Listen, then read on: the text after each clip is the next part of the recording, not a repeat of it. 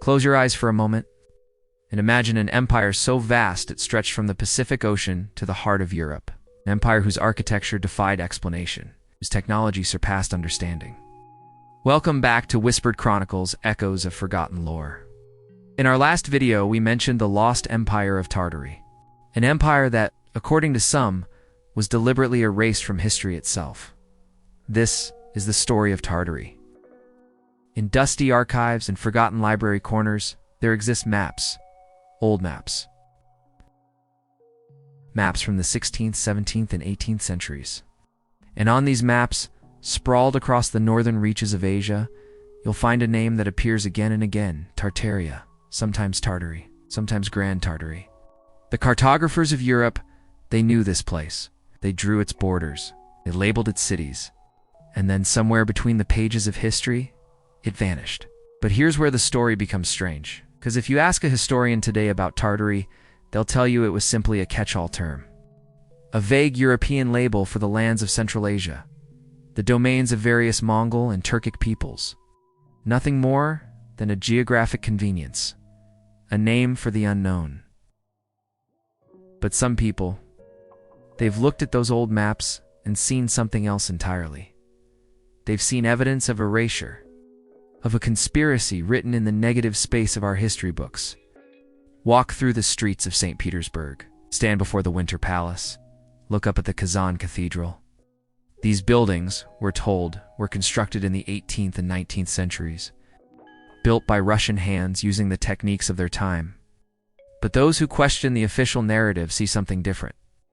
They see star forts scattered across continents, impossibly grand structures, buildings with electrical conduits built into their facades, massive exhibition halls constructed in months rather than years. They ask, how did civilizations supposedly struggling with basic infrastructure create such marvels? How did these ornate, mathematically precise structures appear across the world? Sharing architectural DNA, built by cultures that allegedly had no contact? The Tartary theorists have an answer. These weren't built by the civilizations that claim them. They were inherited, repurposed, remnants of an advanced culture that came before.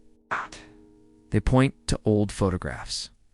Images from the late 1800s showing magnificent buildings already in states of decay. World's Fair structures demolished almost immediately after construction. And they ask the question that echoes through their research. Were they really building these? Or were they simply renovating what was already there? According to the theory, sometime in the 18th or early 19th century, a cataclysm occurred. A mud flood, some call it. A technological warfare, say others. Perhaps a deliberate reset by hidden powers. The evidence they cite, photographs showing first floors of buildings buried underground, windows that appear to be ground level but are actually second stories, entire city districts seemingly sunken into the earth. And after this event, Tartary was gone.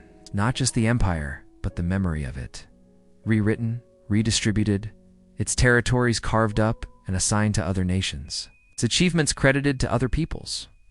The orphan trains of America? Tens of thousands of children, their origins unclear, distributed across the country in the late 1800s? Were they truly orphans? Or were they the displaced children of Tartary, their heritage deliberately obscured? It's a question that haunts the corners of this theory. Now, let us step back from the precipice and examine what historians and scholars actually say about Tartary. Tartary was indeed a real term. It appears in countless historical documents. But it was never a unified empire. It was a European exonym, an outsider's name for the vast Mongol successor states and Turkic territories of Central Asia. The Chagatai Khanate, the Golden Horde, the various Siberian peoples. Marco Polo wrote of Tartary. Medieval scholars referenced it constantly, but they used it the way we might use the Middle East today, a geographic descriptor, not a specific nation. As for the architecture, those grand buildings have documented construction records, architectural plans, photographs taken during their building.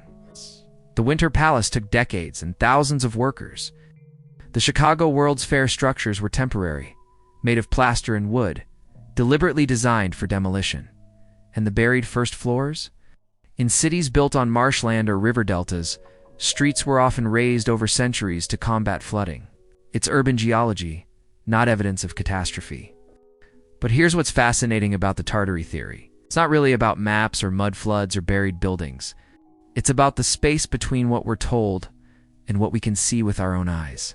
It's about standing before a structure like the Hagia Sophia or the Taj Mahal and feeling deep in your bones that something about our story doesn't quite add up. We live in an age where trust in institutions has crumbled, where official narratives are questioned as readily as they're accepted, and in that vacuum, alternative histories flourish.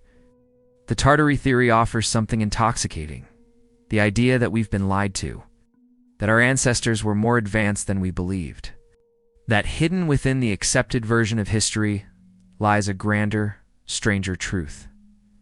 And perhaps that's not entirely wrong, not in the way the theory suggests, but in a deeper sense.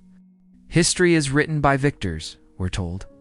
But it's more accurate to say history is written by survivors, by those who had access to literacy, to printing presses, to the halls of power, the indigenous peoples of Siberia, the nomadic cultures of Central Asia. Their stories were filtered through European quills, their achievements minimized or erased. Not through conspiracy, but through the simple mechanics of how power shapes narrative. So was there a Tartary? Yes, as a word, as a concept, as the lands where countless peoples lived complex, sophisticated lives. Did it exist as a unified, technologically advanced empire, deliberately erased from history? Almost certainly not. But the impulse driving that theory, the hunger to recover lost stories, to question accepted truths, to imagine civilizations we've underestimated, that impulse has value, because the past is full of mysteries. Civilizations that rose higher than we give them credit for. Just not quite in the way Tartary believers imagine. So the next time you see an old map with Tartary sprawled across its faded surface, don't dismiss it. But don't take it as proof of conspiracy either. Take it as a reminder that every map is a story, and every story depends on who's holding the pen. Thank you for watching Whispered Chronicles Echoes of Forgotten Lore. I hope you enjoyed digging into Tartary with me.